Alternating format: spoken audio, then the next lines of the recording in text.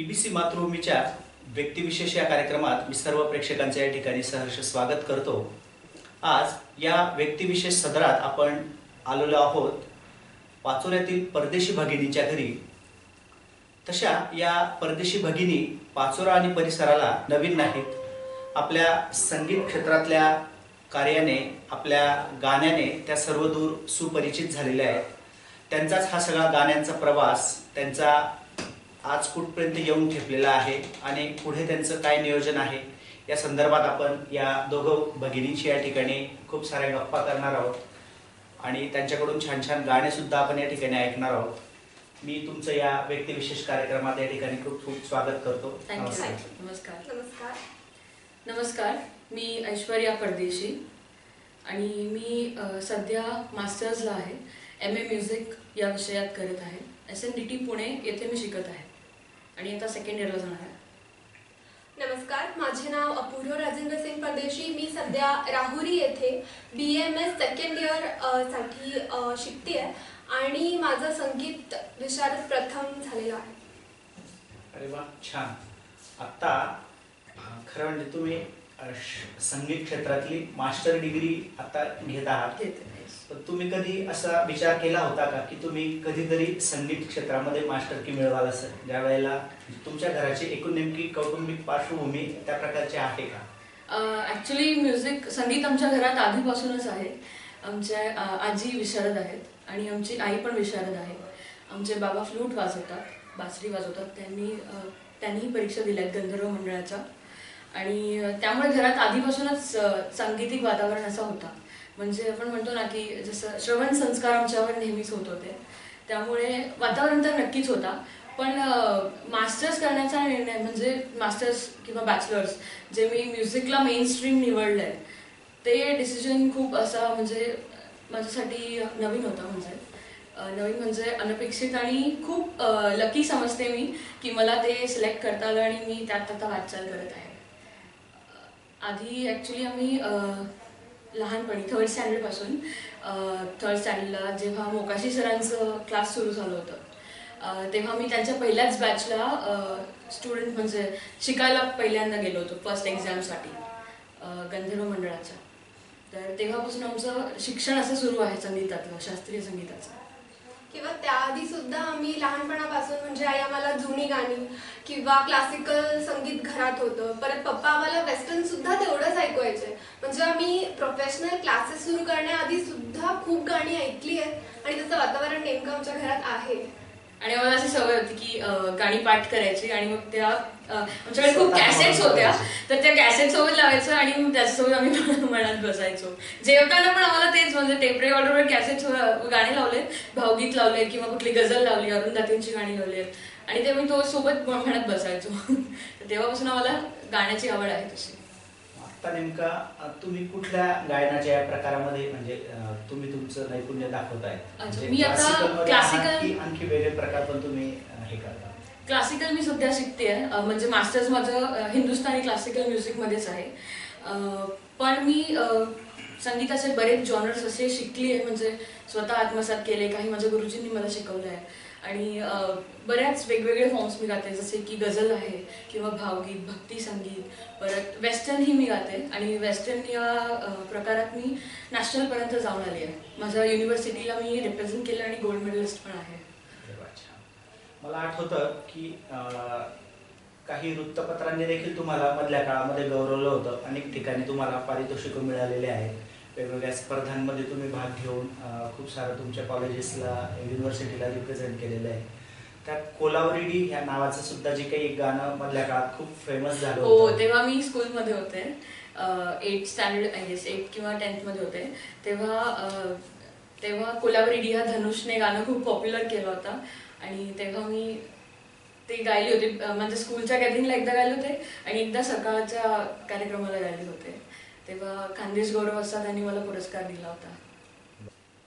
अपूर्वा, मला नेमकं तुझ्याकडून जाणून घ्यायचं आहे की मोठी बहीण गाणे म्हणते आहे म्हणून मग मला पण ते करायचं आहे असं काही तू विचार करून तू याच्यात उतरली का? की आता म्हणजे तसं बघायला गेलं तर तू सांगितलं की तू BAMS करतेस, आता वैद्यकीय शिक्षण घेत असताना पुन्हा आपलं हे एक वेगळं आपला इंटरेस्ट जपणं हे कसं तुला साध्य होतं?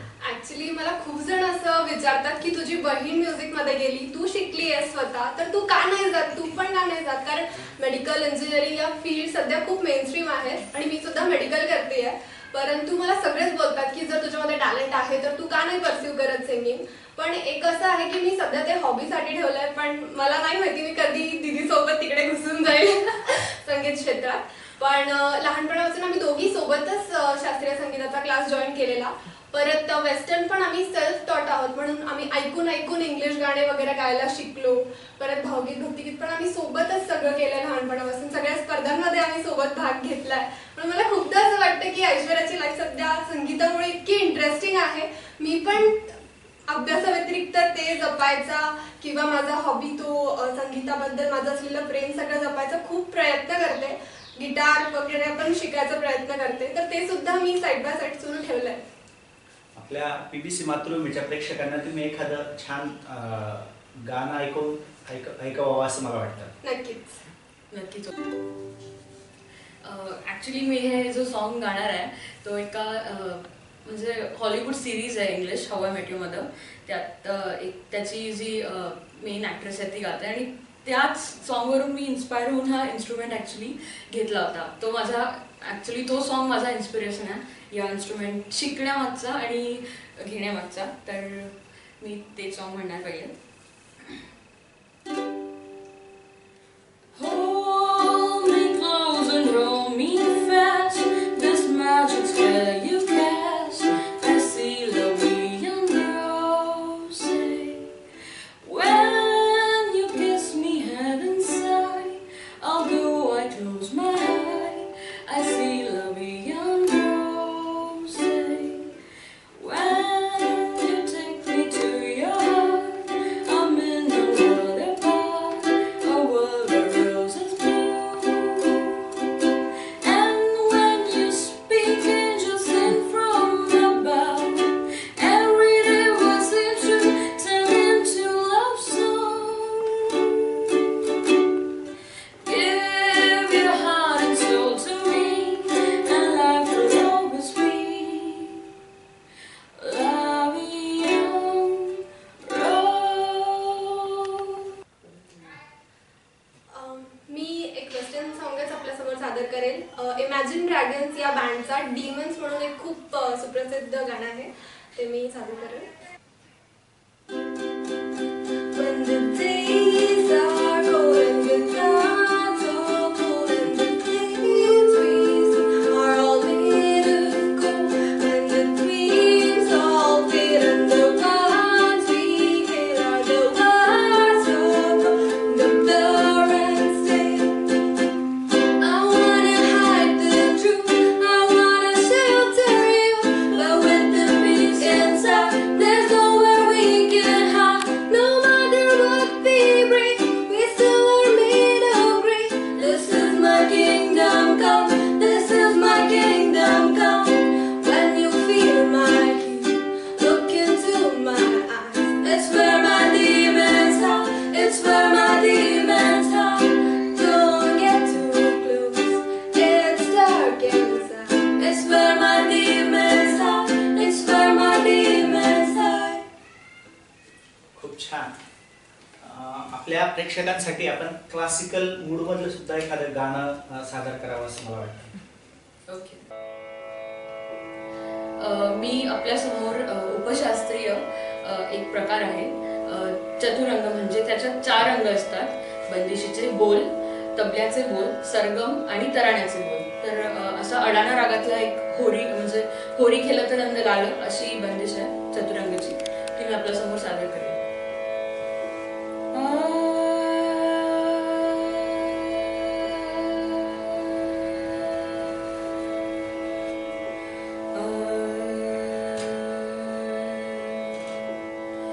होरी होरी होरी खेळत नंदलाल, होरी होरी होरी खेळत नंदलाल, होरी होरी होरी खेळत नंदलाल.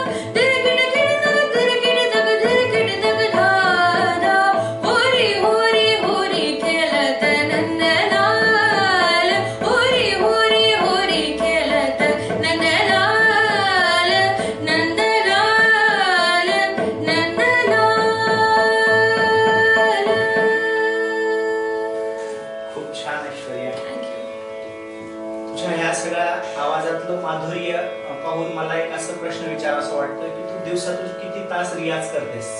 तुझं नेमकं मास्टर डिग्री जे काही तू घेतेस तर तिथलं कॉलेजचं कसं शेड्यूल असतं तुमचं?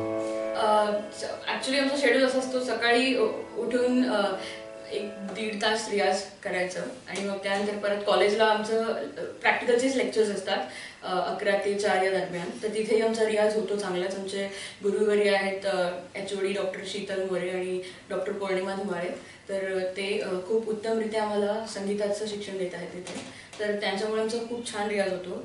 परत मी पुण्याला डॉक्टर विकास कशाळकर यांच्याकडे बाहेर म्हणजे असं शिक्षण घेते आहे, जे ललित कलाचे प्रोफेसर आहेत. आणि परत गंधर्व महाविद्यालयाचे ते गायनाचार्यही आहेत.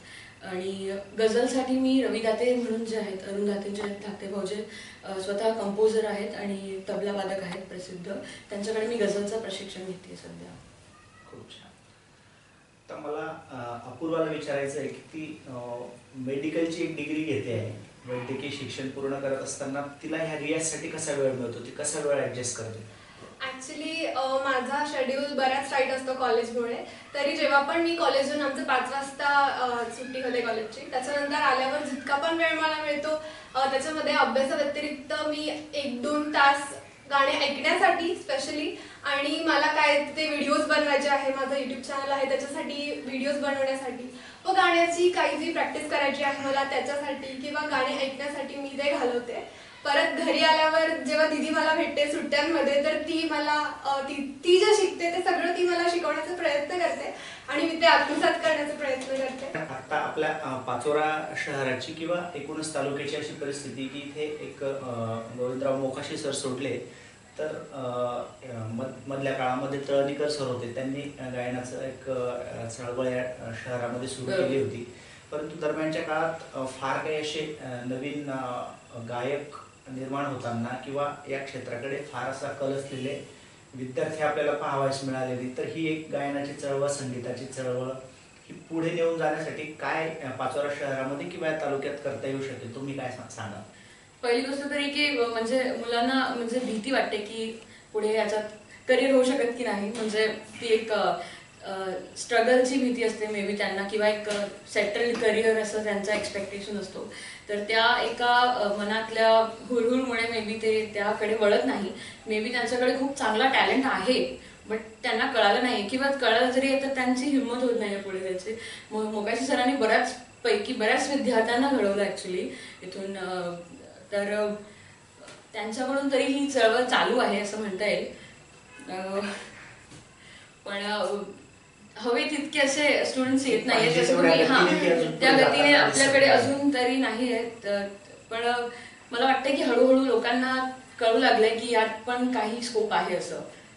आपण आशा करूयात की आपण होप करू शकतो. येस. आणि मला टीव्हीच्या माध्यमातून लोकांपर्यंत म्युझिक पोहोचतंय ना, की म्हणजे त्यांना एक त्याच्या किती लेवल पर्यंत त्यांना जायची एक शक्यता आहे किंवा स्कोप आहे ते त्यांना कळून येत आहे. आणि फक्त गायनच नाही तर कोणतंही स्किल शिकण्यासाठी साधना लागते, त्याच्यासाठी मेहनत लागते. तर ती करण्याची जर समोरच्याची तयारी असेल, कारण जसं आम्ही लहानपणापासून क्लासिकल शिकतोय तर आम्हाला खूप वर्ष लागली या लेवल पर्यंत पोहोचायला. 14-15 वर्ष. कारण तुम्ही सुरू करता आणि ते सगळं जमेल असं नसतं. तर तुम्ही त्याच्यामध्ये वेळ घाला, तुम्ही त्याच्यासाठी वेळ द्या, तुम्ही साधना करा, तर ते सगळ्यांनाच जमेल असं मला वाटतं.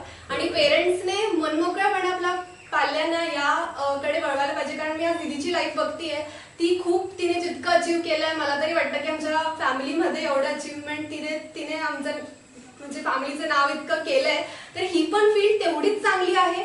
हे तुम्ही पुण्या मुंबई सारख्या ठिकाणी जाऊन बघू शकता. तिकडे या गोष्टींना खूप स्कोप आहे.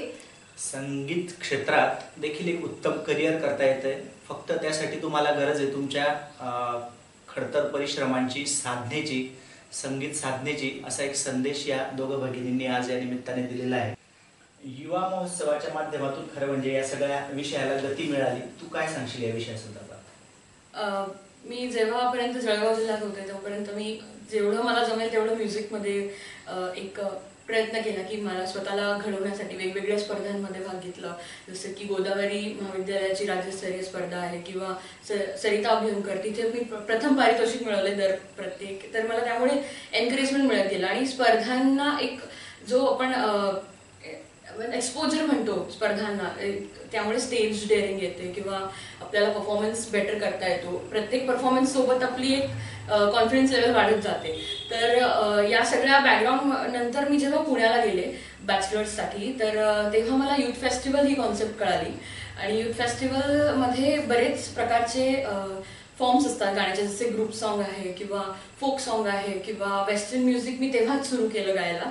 आधी मी फक्त ऐकत होते, मला कधीच वाटलं नव्हतं की मी वेस्टर्नमध्ये गाणार, म्हणजे वेस्टर्न म्युझिक गाणार. आणि मी स्वतःच शिकून ते गात होते जोपर्यंत म्हणजे युथ फेस्टिवलला गेले तेव्हा. तर तेव्हा मी जेव्हा first time western music attempt केलं आणि मला पारितोषिक मिळालं, तर मला एक तेव्हा पण कॉन्फिडन्स मिळाला की. आणि तेव्हा मी नाटकात पण भाग घेतला होता, ते पण आमचं नंबरमध्ये आलं होतं, दुसरा नंबर एक पहिल्या नंबरमध्ये आलं होतं.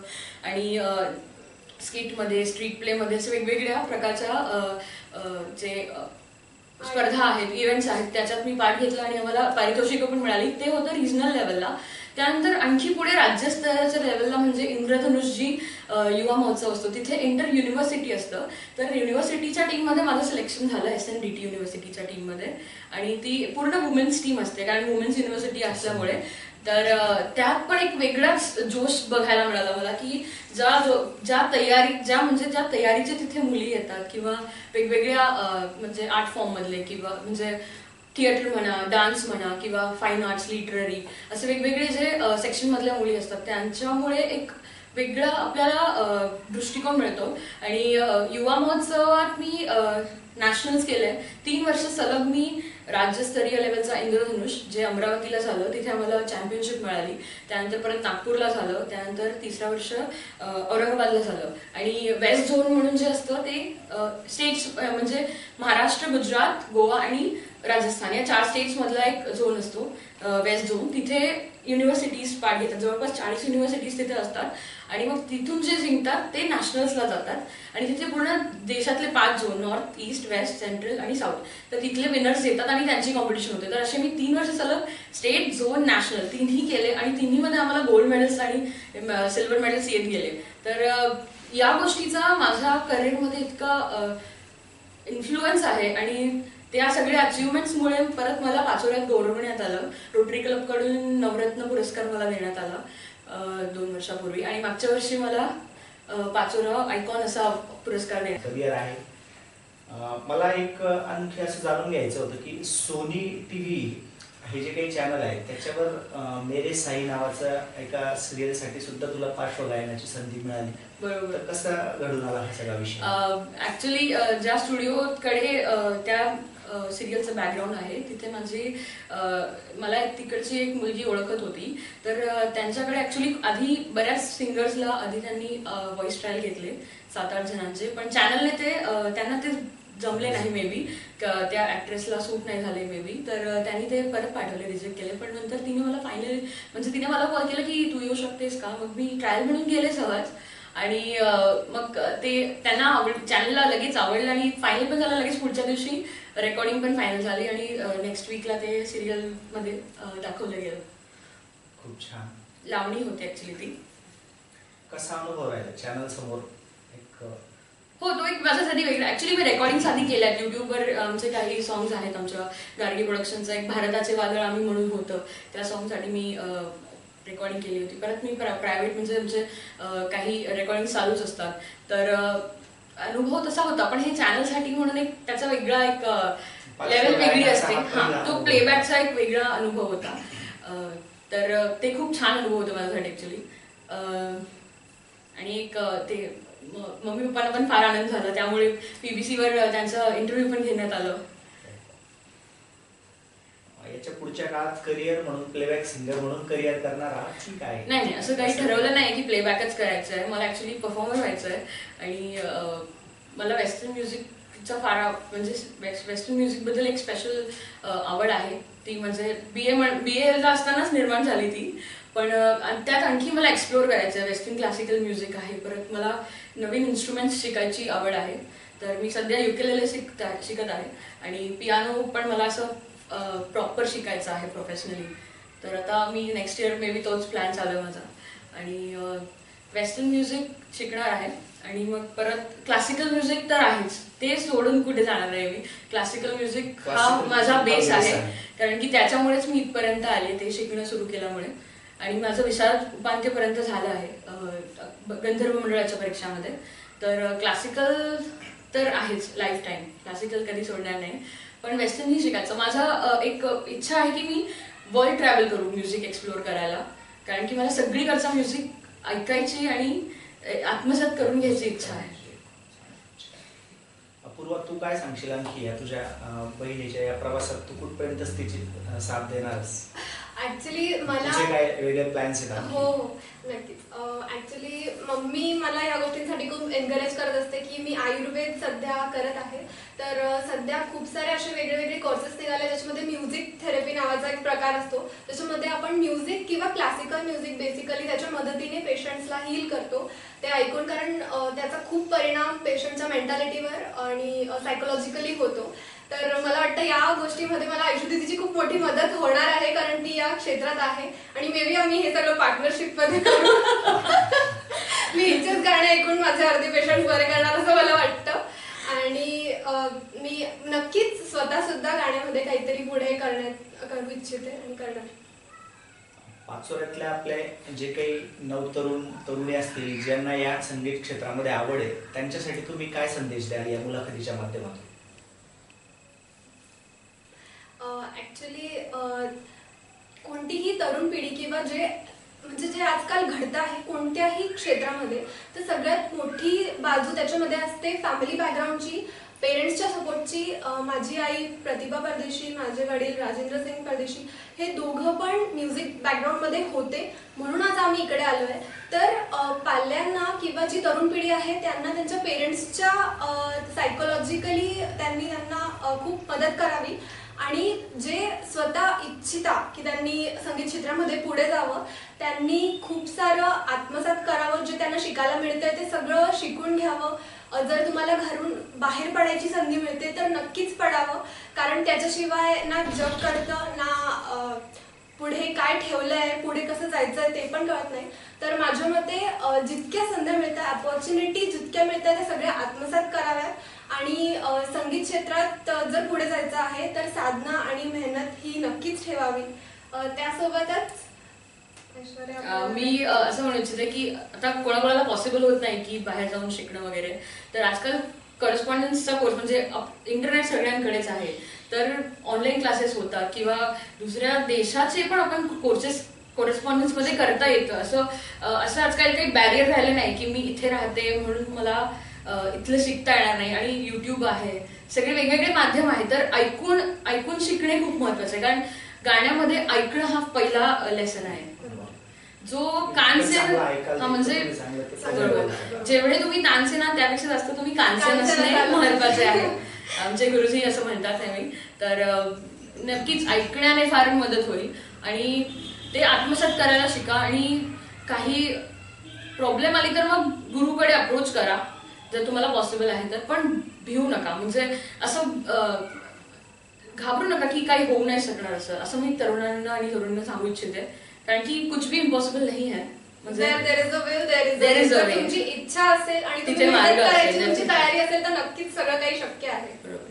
नक्कीच या दोघही परदेशी भगिनींनी या ठिकाणी आपल्या सर्व नव शिकणाऱ्या तरुणींना या ठिकाणी संदेश दिलेला आहे की ज्यांची मेहनतीची तयारी असेल त्यांच्यापुढे कुठल्याही प्रकारचे बॅरियर्स हे राहणार नाहीत आणि संगीत हे क्षेत्र एक दिवसेंदिवस विस्तारत जाणारं क्षेत्र आहे आणि या क्षेत्रामध्ये एक खूप चांगलं करिअर देखील आपलं घडू शकतं. तुमच्या काही आवडीचे गाणे तुम्ही आपल्या प्रेक्षकांसाठी सादर करायचं अशी मी तुम्हाला विनंती करतो. शुअर. नटरंग पिक्चर मध्ये आलं होतं नॅशनल अवॉर्ड विनिंग, त्यातला खेळ मांडला हे गीत मी गाणं खूपच प्रसिद्ध झालेलं सॉन्ग आहे आणि माझं फार आवडतं गाणं आहे ते, तर मी ते सादर करते.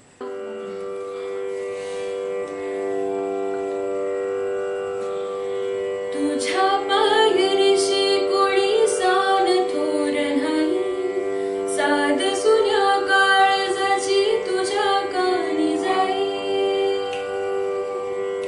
हे तरी देवास रे नायो भोग कशा पायी,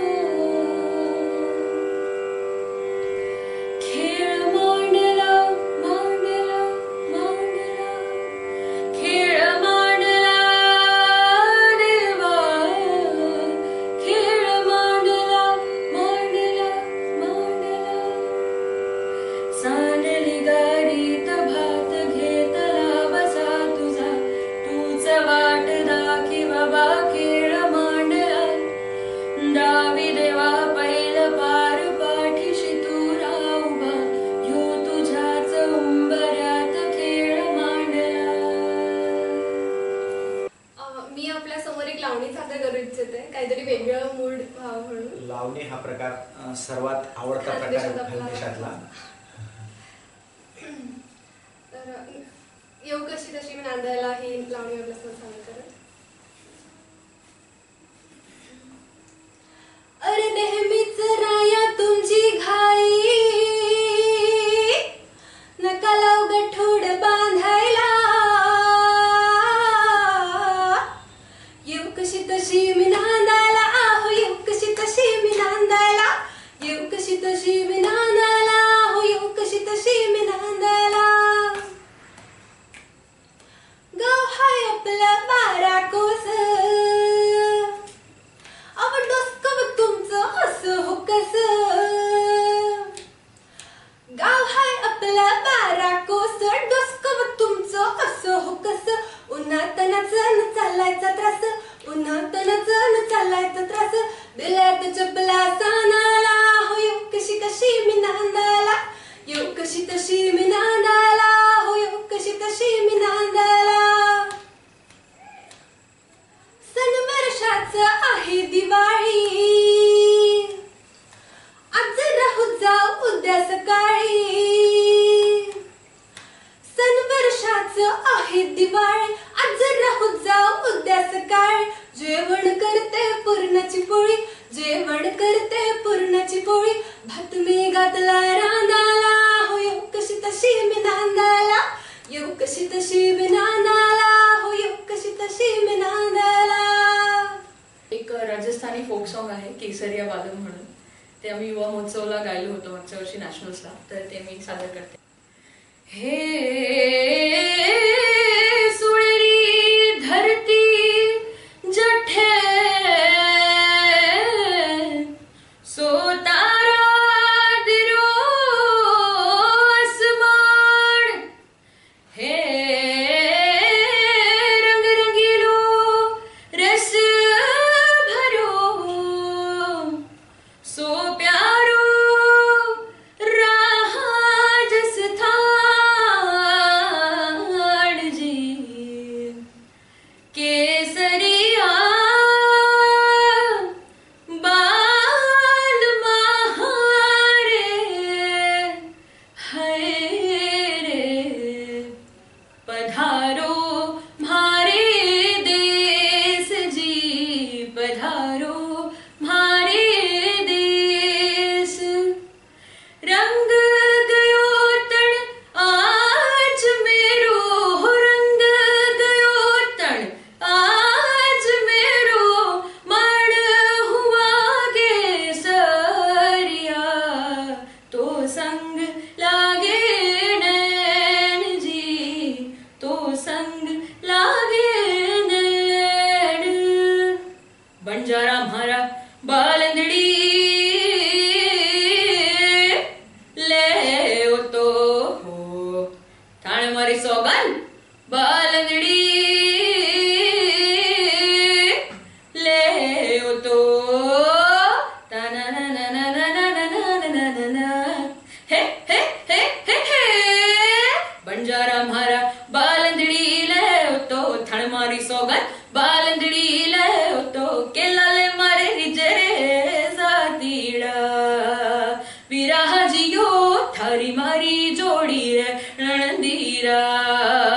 विराह जियो थारी मारी जोड़ी रे, है थारी मारी जोड़ी रे.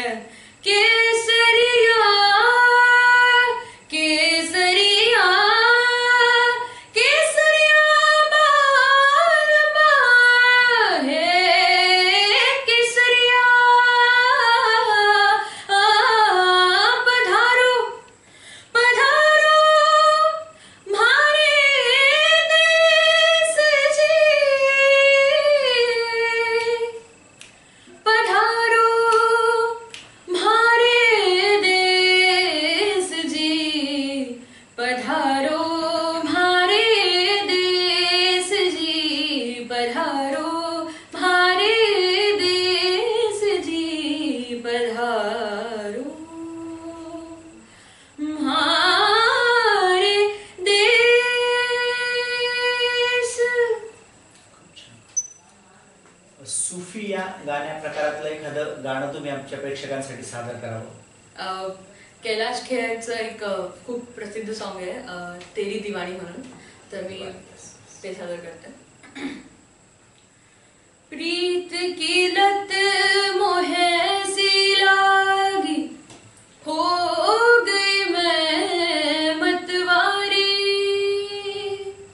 बल बल जाऊं अपने पिया को, ऐ मैं जाऊं वारी वारी, मोहे सुध बुध नाय रही तन बन की, ये तो जाने दुनिया सारी, बेबस और लाचार फिरूं मैं, हारी मैं दिल हारी, हारी मैं दिल हारी. तेरे नाम से जी लूं, तेरे नाम से मर जाऊं, तेरे नाम से जी लूं, तेरे नाम से मर जाऊं, तेरी जान के सदके मैं कुछ ऐसा कर जाऊं. तूने क्या कर डाला, मर गई मैं, मिट गई मैं, हो जी हाँ जी, हो गई मैं तेरी दीवानी, दीवानी, तेरी दीवानी, दीवानी. तूने क्या कर डाला, मर गई मैं, मिट गई मैं, ओ जी हाँ जी, हो गई मैं तेरी दीवानी, दीवानी, तेरी दीवानी, मैं दीवानी. इश्क जुनू जब हद से बढ़ जाए, इश्क जुनू जब हद से बढ़ जाए, हंसते हंसते आशिक सूली चढ़ जाए, इश्क का जादू सर चढ़ कर बोले, इश्क का जादू सर चढ़ कर बोले,